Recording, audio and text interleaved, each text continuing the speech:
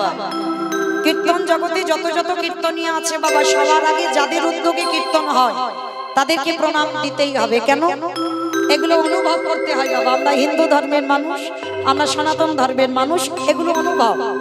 কারণ যারা একটা বৎসর ধরে দাঁড়িয়ে দাঁড়িয়ে মাধুপুরি করে, কত দোকানে দোকানে ভিক্ষা করে আজকের এই হরিবাসরটা তৈরি করে, কত গালিগালাজ দেয়, কত কটু কথা বলে, কেউ 10 টাকা কেউ 5 টাকা, তবু কিন্তু হরিনাম চালায়। কেন?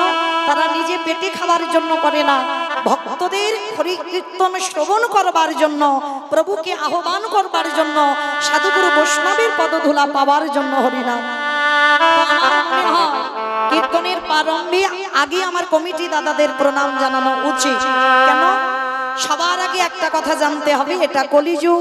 কলিযুগে যাগযজ্ঞ নয়, ব্রত পূজা নয়, ধ্যান তপস্যা নয়, হরির নাম হরির নাম হরির নাম নামৈব কেবলম নাস্তে বা নাস্তে বা নাস্তে বা গতিরা গতিরা।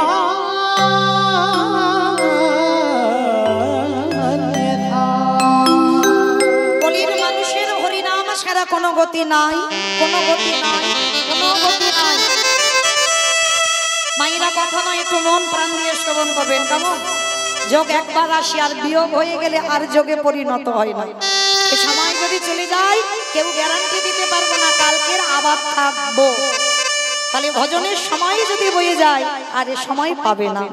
তাহলে মনে রাখতে হবে, এই যে বলছে কলির মানুষের হরিনাম ছাড়া কোনো পদ নাই আর রাস্তা নাই। আপনারা প্রশ্ন করবেন, মৌমিতা ও সব কীর্তনীয়রা বলে যায়, বলে হরিনাম শোনো, হরিনাম করো, ভগবানকে ডাকো, একাদশী করো, ভগবানের চরণে তুলসী দাও, ও ছাড়া মানুষের কোনো পদ নাই। কি বাবা ঠাকুর বলে না, সব কীর্তনীয়রা বলে, আমরা শুনে ঘরে যাই। কিন্তু যতক্ষণ হরিবাসরে থাকি ততক্ষণ কানে থাকি, আর এখান থেকে চলে গেলে কান থেকে বেরিয়ে যায়।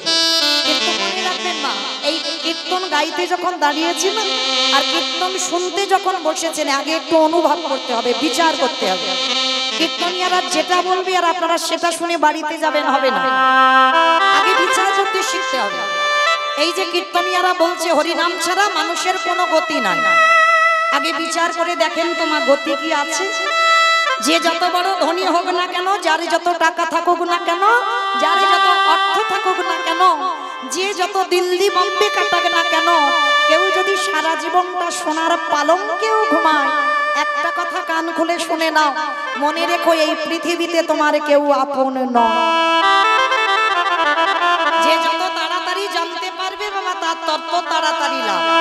এই পৃথিবীতে যাদেরকে আগলে বসে আছো না, ছেলে আমার, মেয়ে আমার, জায়গায় আমার, জমি আমার, বৈভব আমার, বন্ধু আমার, যতই আমার আমার করো না কেন, একেবারে যদি বাঁশি বেজে যায়, আমাদের পড়ে থাকবে সরকারি ক্ষমা।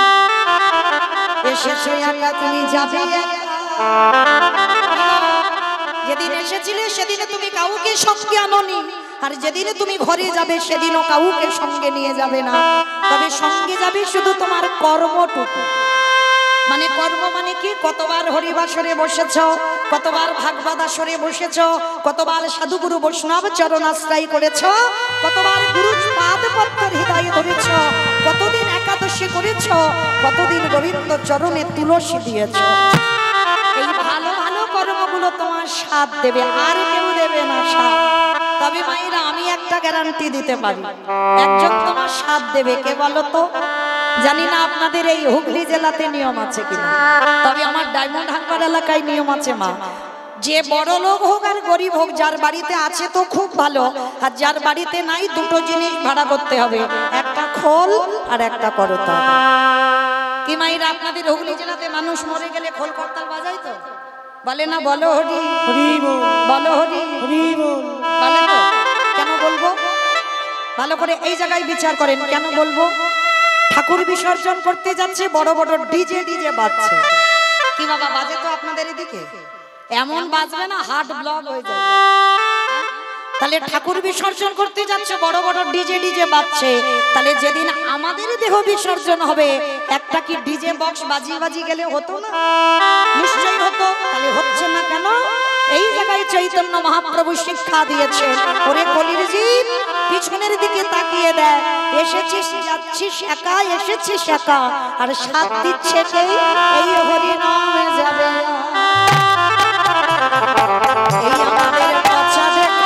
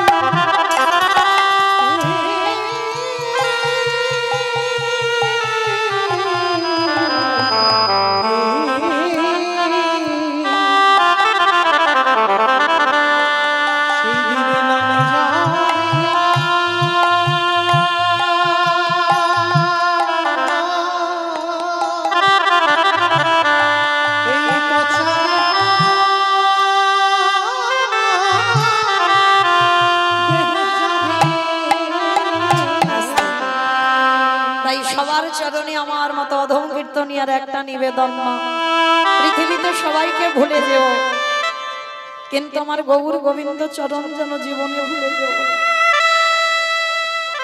ও যে বড় ভালোবাসার কাঙাল গো, ও যে বড় প্রেমের কাঙাল।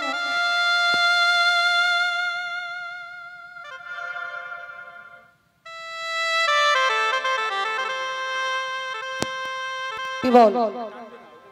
ভগবান একবারের জন্য বলেনি বাবা যে আমার শ্বেত পাথরের মন্দির গড়ে দাও। ভগবান কোনোদিন বলেনি আমাকে দামি দামি ফুলের মালা দিয়ে সাজাও। ভগবান কোনোদিন বলেনি আমাকে দামি দামি অলংকারে ভূষিত করো। ভগবানের একটা চাওয়া, কলির জ্ঞানানন্দজি সারাদিন আমার চরণে বসে যদি একজন ভক্ত কাই মনোবাক্যে বলতে পারে কৃষ্ণ তোমার হলাম বলে, যদি একজন ভক্ত কাঁদা প্রাণে ডাকাতে পারে, আমার ভগবানকে বলে জানো ও তার ভিতরে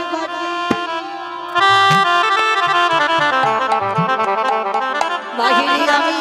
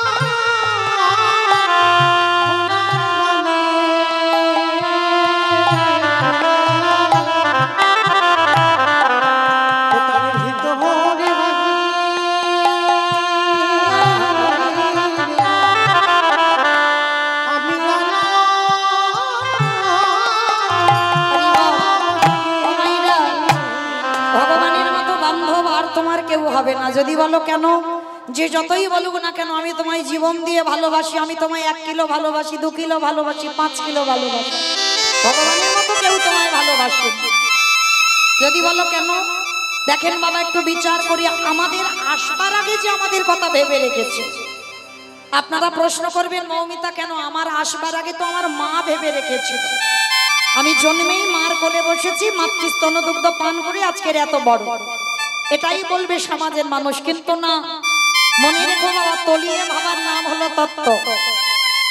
ওটা যদি তোমার মা স্তনদুগ্ধ তৈরি করত, তাহলে এখানে এত আমরা মায়েরা আছি যারা আমরা মা হয়েছি, আমিও একজন মা, তাহলে এখানে আমরা যারা মা হয়েছি তারা বলতে পারবো সন্তান গর্ভে 5 মাস বয়স মাতৃস্তনে দুগ্ধ আসে, তার আগে নয়। তাহলে ওটা মা কি তৈরি করলো? মা যদি তৈরি করতো তাহলে একটা মাকে বলো তো গর্ভে সন্তান আসবার আগে একবার করে দেখা, পারবে না। কেন পারবে না? সন্তান 5 মাস বয়স হয়ে গেল, ভগবান চিন্তায় পড়ে গেল ছেলেটা জন্মেই কি খাবে, কতটুকু গরম, কতটুকু ঠান্ডা, কতটুকু টক, কতটুকু তিতো, কতটুকু ঝাল, কতটুকু লঙ্কা দিলে তবে একটা স্তনদুগ্ধ তৈরি হয়। আজ পর্যন্ত কোনো বৈজ্ঞানিক ভাবেনি, ভেবেছিল কে না বিশ্বের স্রষ্টা মালিক ভগবান। তাহলে তার মতো বান্ধব আর পৃথিবীতে কেউ হবে না। তাহলে যারা ওই বান্ধবকে এনেছে স্মরণ করাবার জন্য, তাহলে বাবা আমাদের মনুষ্য জীবনে আমাদের মতো কীর্তনিয়াদের কি কর্তব্য নয় আগে আমার কমিটি দাদা ভাইদের প্রণাম করবার? তাই শুধু আমি নয়, যতজন ভক্তবৃন্দ এসেছেন আশীর্বাদ করবেন, ওদের যেন এইভাবে অন্তিম সময় পর্যন্ত গৌর গোবিন্দ চরণে বন্দে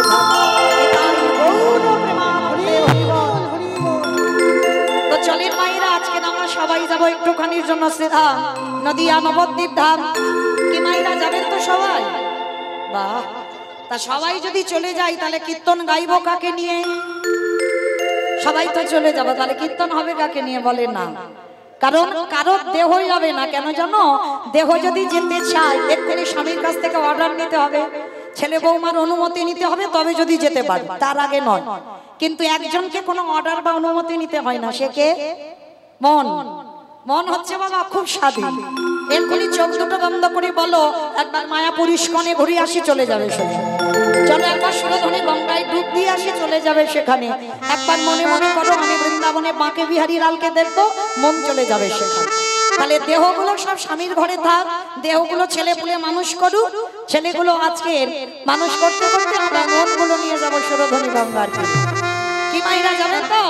চলো একবার দেখবো ব্রজেন্দ্র নন্দন কৃষ্ণ কলিকালে হয়েছে গৌরাঙ্গ, সত্যতে নারায়ণ, ত্রেতাতে রাম, দ্বাপরে কৃষ্ণ, কলিতে হলো গৌরাঙ্গ। ভগবান 4 ভাবে এসেছে, আর যেদিন এলো ভগবানের ভাবটা কেমন ছিল? আজ নদীরা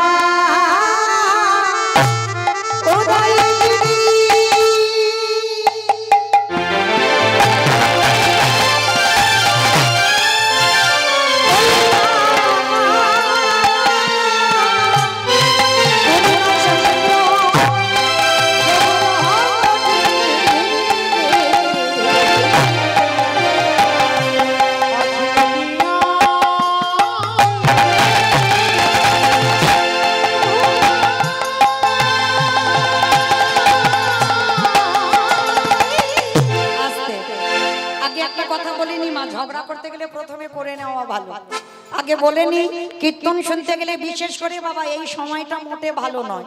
কেন? দিনের শেষ, সন্ধ্যা শুরু হলো, আর এই সময়টা কলি আসে সবার কাছে প্রবেশ করতে। আর যাতে আমাদের এই চারপাশে যত দূরে মাইকে ধ্বনি যাচ্ছে কলি যাতে ঢুকতে না পারে, তার জন্য 3টে কাজ করতে হবে। কি কাজ? শঙ্কর ধ্বনি, উলুর ধ্বনি, আর যাদের যাদের হাত আছে, যাদের হাত আসেনি বলবো না, হাত আছে তো? যাদের আছে কই একবার দেখাও। নিতাই গৌর কই একটু উলুধ্বনি প্রেম সে আজ নদীরা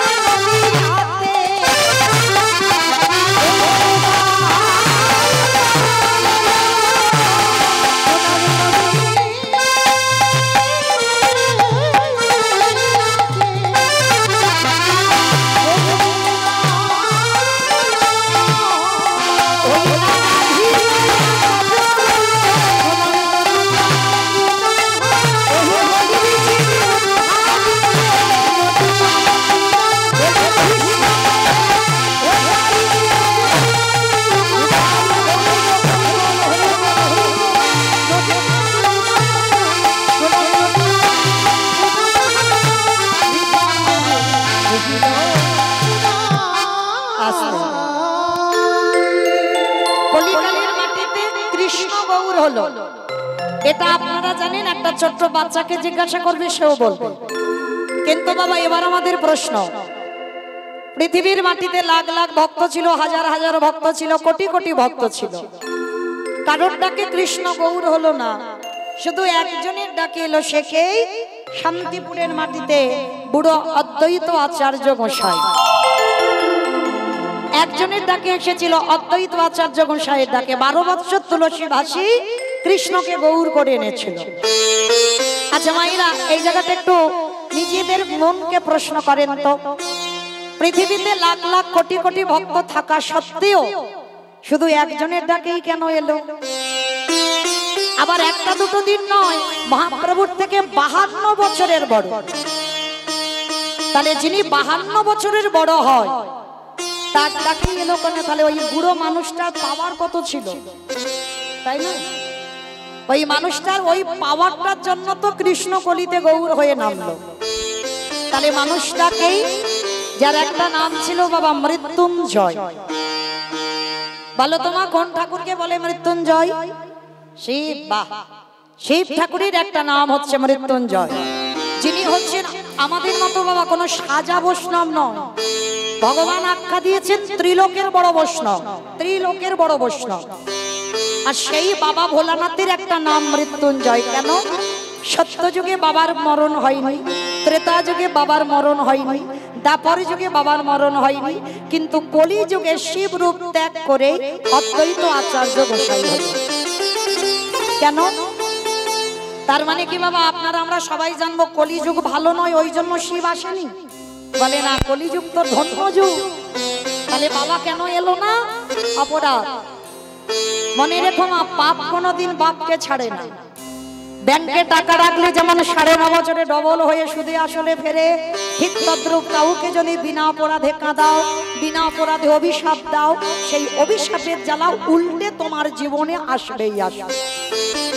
ধরুন মায়েরা একজন অন্যায় করেছে, তুমি বলছো অন্যায় করেছে, সে কিন্তু অন্যায় করেনি, হয়তো ঘরের জানালা দরজা বন্ধ করে বেশ করে গালিগালাজ করছো, কিন্তু মনে রেখো যদি সে অন্যায় করে তবে আপনার অভিশাপ তার লাগবে, আর যদি না করে উল্টে তোমার জীবনে ওটা রিটার্ন ডবল হবে। ওই জন্য ভেবে চিন্তে একটু গালিগালাজ করবে, কেমন? তো আজকে দেখেন, এই যে বাবা ভোলানাথ একটা ছোট্ট অপরাধ করে ফেলেছিল, যার জন্য কলিকালে শিব হয়। অপরাধটা করলো কবি, যে কোনো দিনই অপরাধ করেনি, করেছিল বাবা এখানে যারা আমরা শাস্ত্র জ্ঞানী, যারা তত্ত্ব জ্ঞানী, যুধিষ্ঠির মহারাজ করেছিল রাজস্বী যজ্ঞ। এই যুধিষ্ঠির রাজস্বী যজ্ঞে ভগবান কৃষ্ণ সবাইকে দায়িত্ব দিয়েছিল। এই যে ধরুন বাবা, আমার কমিটি দাদা ভাইরা কীর্তনটা করাচ্ছে, একা একার দ্বারা কি হচ্ছে? কখনো হবে না। আপনারা প্রশ্ন করবেন, মৌমিতা হয়, ব্যক্তিগত কীর্তন তো হয়, বলে হয় বটে, অর্থ হয়তো বাবা একজন দেয়, কিন্তু শ্রম অনেকের দিতে হয় যাদের ব্যক্তিগত কীর্তন। আর বারোয়ারি কীর্তন মানে তো অনেক ভক্তদের সহযোগিতা লাগে, তারপরে একটা যজ্ঞ হয়। আর রাজস্বী যজ্ঞ যুধিষ্ঠির মহারাজ করেছিল, আর আমার কৃষ্ণ দয়াময় সবাইকে দায়িত্ব দিয়েছিল। তা যুধিষ্ঠির দাদা এসে বলেছিল, কৃষ্ণ ও কৃষ্ণ, তুমি তো সবাইকে দায়িত্ব দিচ্ছ, ও কৃষ্ণ তুমি নিজে কোনো দায়িত্ব নেবে না? ভগবান আমার মুচকি হেসে বলেছিল, সে কি দাদা, আমি তো সবাইকে একটা করে কাজ দিয়েছি, আর জানো আমি তো আমার জন্য দুটো কাজ আলাদা করে রেখে দিয়েছি। সে কি, সবাইকে একটা করে কাজ, আর তুমি তোমার বেলা দুটো কাজ? আচ্ছা কৃষ্ণ কি কাজ করবে একবার শুনি।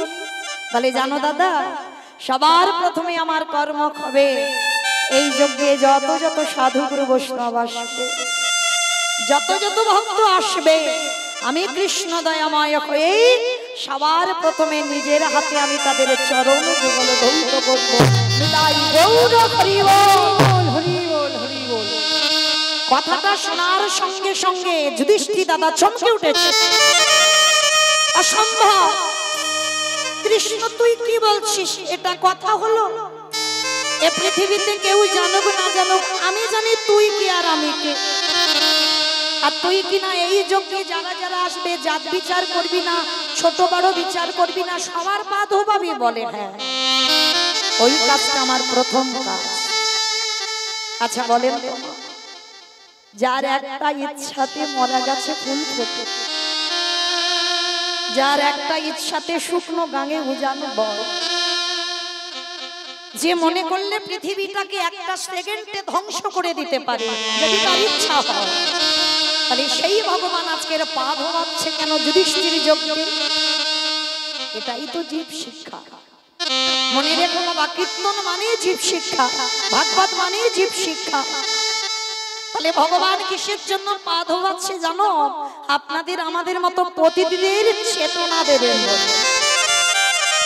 শাস্ত্রে একটা কথা আছে বাবা, যুগ ধর্ম প্রবর্তক নাম সংকীর্তন, চারি ভাব ভক্তি দিয়া না চাই ন ভুবন, আপনি ভক্ত ভাব করি অঙ্গীকার, আপনি না করলে ধর্ম জীবের শিখানো না যায়, আপনি আচরি ধর্ম জীবের শিখায়, এই তো সিদ্ধান্ত গীতা ভাগবতে গায়, এই মতো কলিকালে প্রথম সন্ধ্যায় অবতীর্ণ হলেন কৃষ্ণ, আপনি বলিয়া। তাহলে এই যে কৃষ্ণ গৌর হয়ে জীব শিক্ষা দিল কি? নিজে আচরি ধর্ম জীবেরই শিক্ষা। এই জায়গাটা না লক্ষ্য করবেন, এই কথাটার উপরে খুব গুরুত্বপূর্ণ কথা। নিজে আচরি ধর্ম জীবেরই শিখায়, নিজে না করলে ধর্ম জীবকে শেখানো না যায়। বলেন তো মা, যদি আমার আচরণ ঠিক না হয়, আমার বলা যদি ঠিক না হয়, আমার চলা যদি ঠিক না হয়, আমি যদি নিজে সাধুগুরু বৈষ্ণব চরণে আমি যদি নত হতে না জানি, আমি যদি আমার পিতামাতাকে শ্রদ্ধা ভক্তি না করি, তাহলে আমাকে দেখে জীব শিখবে কি? আমার মুখের কথা শুনে কারোর চৈতন্য হবে? হবে না। আগে আমাকে ঠিক হতে হবে, তবে তো আমার কথা জীব শুনবে। যার জন্য ভগবান রাজস্বই যজ্ঞে আজকের পা ধোয়াচ্ছে। কেন?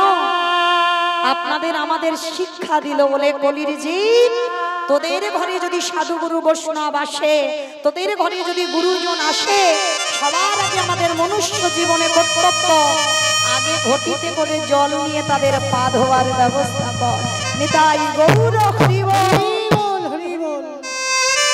এই নিয়মগুলো বাবা আগেকার দিনে আমার ঠাকুমাদের দেখতাম করত, কিন্তু বাবা আমাদের মতো মেয়েরা যত টিভি সিরিয়াল দেখে না, আর তাদের মতো বাবা আমাদের আচরণ হয়ে যায়, আমরা ভুলে যাই সেই পুরানো সংস্কৃতির কথা। কিন্তু চরণ ধরে বলে যাই মা, যদি এই হতভাগিনীর কথা কারোর স্মরণে থাকে, বাড়িতে যদি ভক্ত আসে, বাড়িতে যদি সাধুগুরু বৈষ্ণব আসে, সবার আগে মা পা ধোয়ার ব্যবস্থা করবে। এমনকি যদি সাধুগুরু বৈষ্ণব গুরুদেব যদি বছর অন্তর না পান, যে যার ঘরের বাবা মা তো আছে, যে যার ঘরের শ্বশুর শাশুড়ি তো আছে, যাদের আছে তো খুব ভালো গো, আর যারা হারিয়ে ফেলেছো সারা জীবন মাথা ঠুকলে আর ওই সম্পদ তুমি পাবে না। তো যাদের আছে মায়েরা একটু আগলে রেখে দিও, যত্ন করে। কেন জানো? আমার কথা নয়, আমি বলছি না, ভগবান তো সুদামাকে বলেছিল ভাগবতে, বলেনি বাবা? সুদামা, এই পৃথিবীতে সব থেকে বড় গুরু তো যে যার ঘরের বাবা মা, তারপরে শিক্ষা গুরু, দীক্ষা গুরু, তারপরে আমি ভগবান। ওই ভগবান তো একবারও বড়াই করে বলেনি সবার আগে আমি বড় গুরু, এত সোজা নয়। ভগবান সবার আগে যে যারা বাবা মাকে জায়গা দিয়েছে। তাই সবার কাছে আমার প্রার্থনা, বছর অন্তর একবার, আমি বলে যাচ্ছি না যে রোজ রোজ করো, রোজ রোজ দরকার নেই, বছর অন্তর একবার যেমন সিংহাসনে ভগবানকে বসিয়ে পূজা করো, ওই রকম বছরে একবার সিংহাসনে বসিয়ে নিজের হাতে চরণ যুগল ধৌত করে, নিজের হাতে গলায় মালাটা পরিয়ে একবার অন্তত বৎসরে বাবা মা নিজের হাতে খাইয়ে দিল।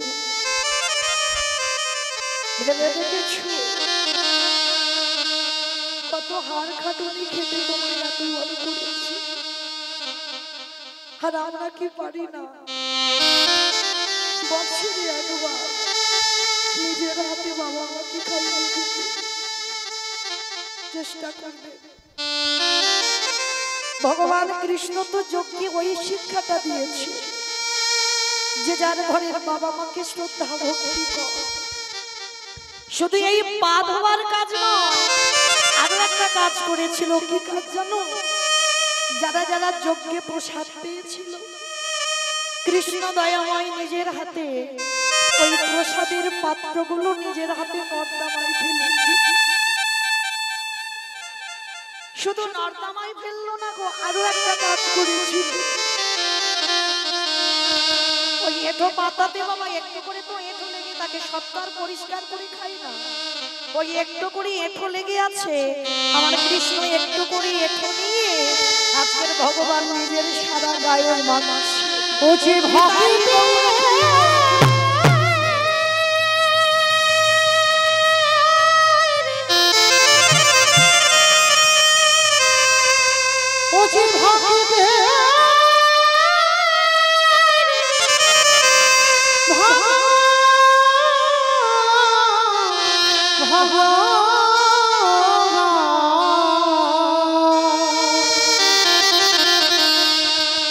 ভক্ত ছাড়া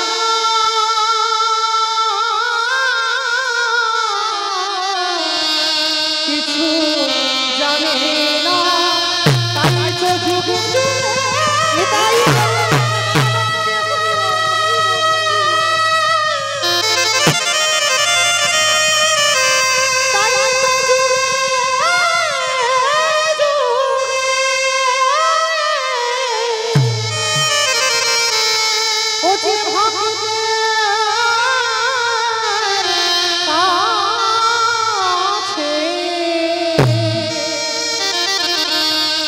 দয়ালিয়া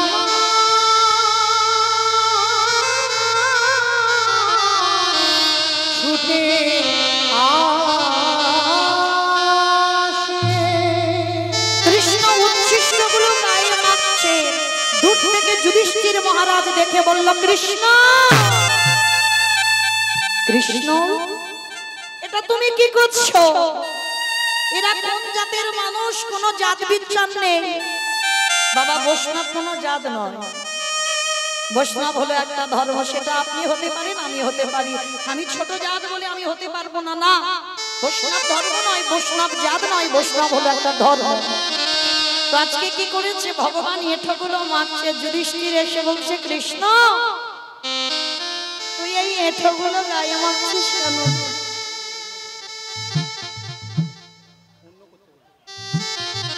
আজকের বিশ্বের শ্রেষ্ঠ মালিক ভগবান।